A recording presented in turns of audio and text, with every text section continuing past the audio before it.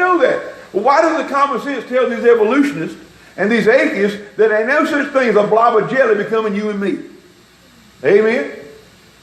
And then they came up with it, of course, you know, what they consider the master of evolution, Darwin, came along, and Darwin started getting across the idea that we came from monkeys and all this kind of stuff. And, you know, we were swinging around trees by our tail one day, and our tail broke off, and we hit the ground, so we started walking upright. That's the gist of it, okay? That's the short of it. That's basically what it teaches. And I'll tell you, now listen, some people may act like monkeys sometimes, but they didn't come from no monkey, all right?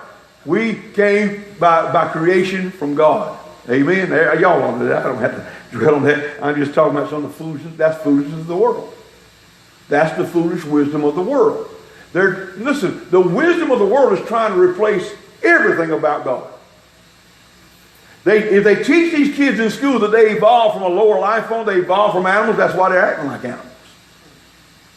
They teach them that they have no one to answer to.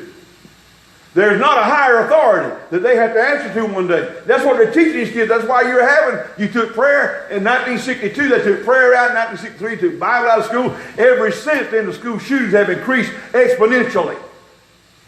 Before that time, it was a rare occasion to hear of anything like that going. When I went to school, along that time, along those years, I was in the first, second, third grade, along those years.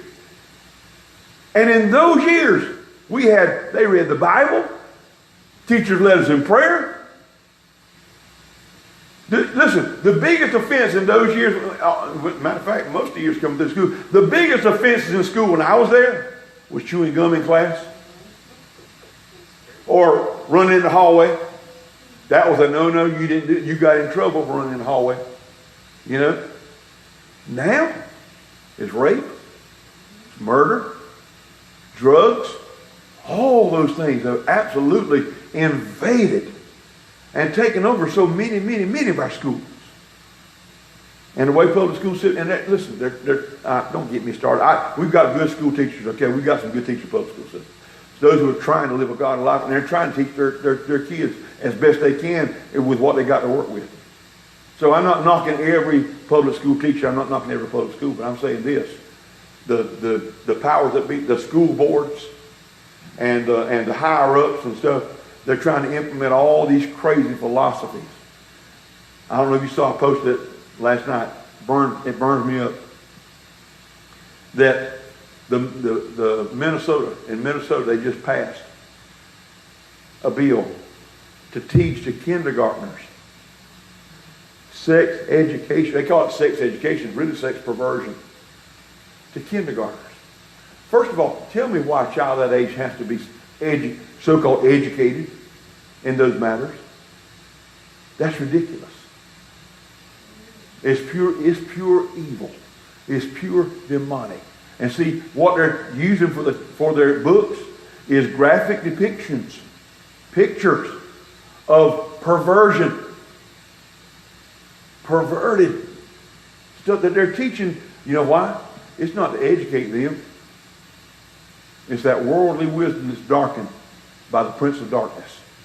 It's not to educate them. It's to pervert them.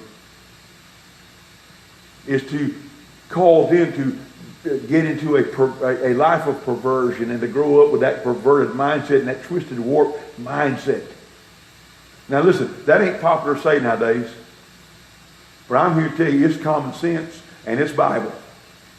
Anyone who, listen, I always feel like I have to qualify this. And let me qualify this before I go to that.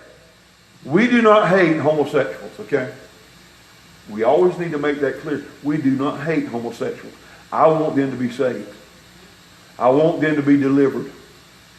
We want God to set them free of that lifestyle, of that perversion, because that's what it is, perversion.